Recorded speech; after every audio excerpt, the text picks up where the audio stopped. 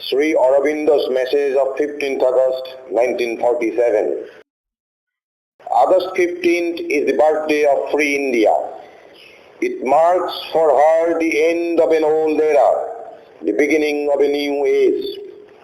But it has a significance not only for us, but for Asia and the whole world.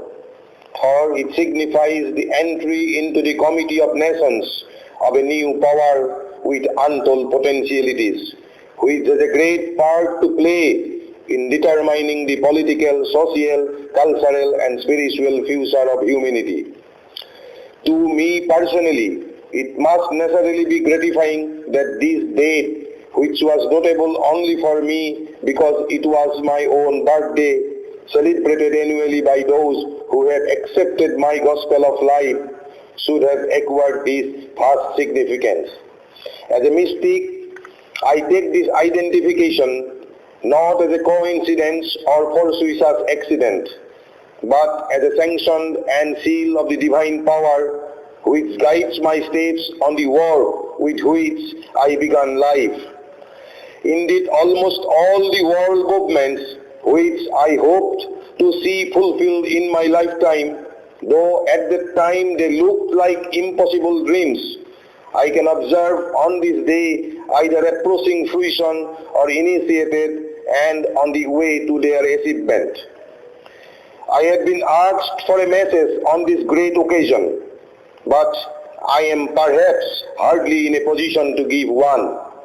All I can do is to make a personal declaration of the aims and ideals conceived in my childhood and youth and now watched in their beginning of fulfillment, because they are relevant to the freedom of India, since they are a part of what I believe to be India's future world, something in which she cannot but take a leading position.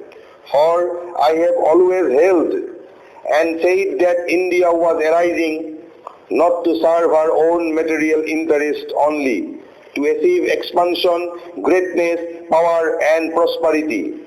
Though these two she must not neglect, and certainly not like others to acquire domination of other peoples, but to live also for God and the world as a helper and leader of the whole human race.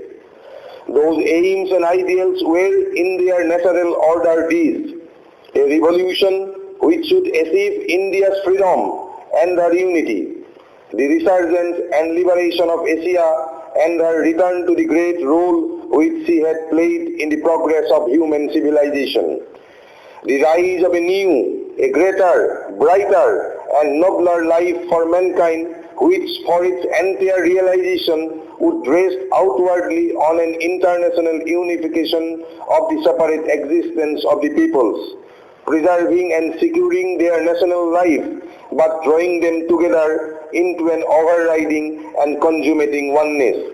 The gift by India of her spiritual knowledge and her means for the spiritualization of life to the whole race.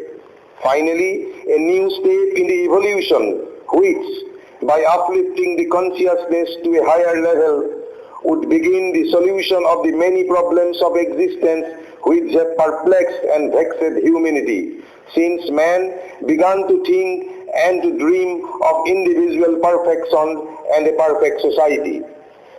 India is free, but she has not achieved unity, only a fissured and broken freedom.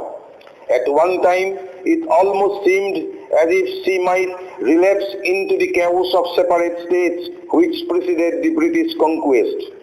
Fortunately, there has now developed a strong possibility that this disastrous relapse will be avoided. The wisely district policy of the Constituent Assembly makes it possible that the problem of the depressed classes will be solved without schism or fissure.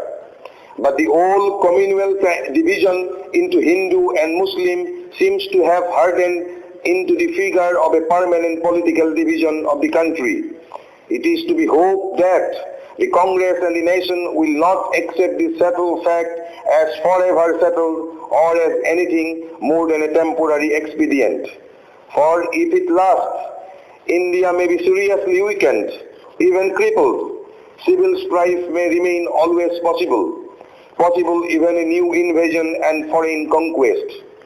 The partition of the country must go. It is to be hoped by a slackening of tension, by a progressive understanding of the need of peace and concord, by the constant necessity of common and concerted action, even of an instrument of union for that purpose. In this way, unity may come about under whatever form. The exact form may have a pragmatic but not a fundamental importance. But by whatever means, the division must and will go, for without it, the destiny of India might be seriously impaired and even frustrated. But that must not be. Asia has arisen, and large parts of it have been liberated or are at this moment being liberated. Its other still subject parts are moving through whatever struggles towards freedom. Only a little has to be done, and that will be done today or tomorrow. Dear India has her part to play and has begun to play it with an energy and ability which already indicate the measure of her possibilities and the place she can take in the Council of the Nations. The unification of mankind is underway, though only in an imperfect initiative, organized but struggling against tremendous difficulties. But the momentum is there, and if the experience of history can be taken as a guide, it must inevitably increase until it conquers. Here too India has begun to play a prominent part, and if she can develop that larger statesmanship which is not limited by the present facts and immediate possibilities, but looks into the future and brings it nearer, her presence may make all the difference between a slow and timid and bold and swift development. A catastrophe may intervene and interrupt or destroy what is being done, but even then the final result is sure. For in any case the unification is a necessity in the course of nature, an inevitable movement, and its achievement can be safely foretold. Its necessity for the nations also is clear, for without it the freedom of the small peoples can never be saved hereafter, and even large and powerful nations cannot really be secure. India, if she remains divided, will not herself be sure of her safety. It is therefore to the interest of all that union should take place. Only human imbecility and stupid selfishness could prevent it. Against that, it has been said, even the gods strive in vain, but it cannot stand forever against the necessity of nature and the divine will. Nationalism will then have fulfilled itself. An international spirit and outlook must grow up, and international forms and institutions. Even it may be such developments as dual or multilateral citizenship and the voluntary fusion of cultures may appear in the process of the change, and the spirit of nationalism, losing its militancy, may find these things perfectly compatible with the integrity of its own outlook. A new spirit of oneness will take hold of the human race. The spiritual gift of India to the world has already begun. India's spirituality is entering Europe and America in an ever-increasing measure. That movement will grow. Amid the disasters of the time, more and more eyes are turning towards her with hope, and there is even an increasing resort not only to her teachings but to her psychic and spiritual practice. The rest is still a personal hope and an idea and ideal which has begun to take hold both in India and in the West on forward-looking minds. The difficulties in the way are more formidable than in any other field of endeavor, but difficulties were made to be overcome, and if the supreme will is there, they will be overcome.